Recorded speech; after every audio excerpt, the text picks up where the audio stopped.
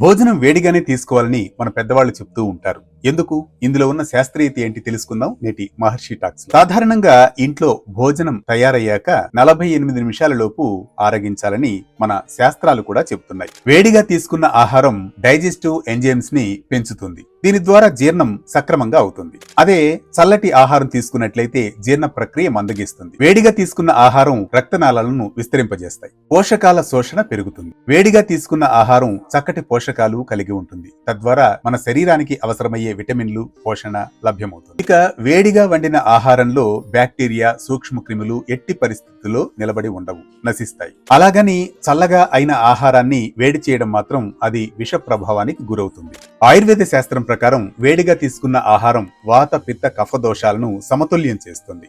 జలుబు, గ్యాస్, అజీర్ణం వంటి సమస్యలు తగ్గిస్తుంది. వేడిగా తీసుకున్న ఆహారం మనసుకు తృప్తిని, ప్రశాంతతను కలుగజేస్తుంది. దీని ద్వారా మెదడులో సెరిటోనిన్ విడుదలవుతుంది. అందుకే వేడి భోజనం ఆరోగ్యానికి రక్షణ కవచం. సాధారణంగా వేడిగా భోజనాన్ని స్వీకరించడం మన భారతీయులకు మాత్రమే సొంతం. అదే పశ్చిమ దేశాలలో అలా ఉండదు. వారి వాతావరణం వేరు, మన వాతావరణం వేరు. ఇలా మన సంప్రదాయం చెప్పిన ప్రతి మాట వెనుక జీవన సత్యమే, శాస్త్రీయ రహస్యమే దాగి ఉంది. నిన్నటి మేధస్సు నేటి ప్రేరణతో కొనసాగే మహర్షి టాక్స్ ను సబ్స్క్రైబ్ చేసుకుంటారుగా.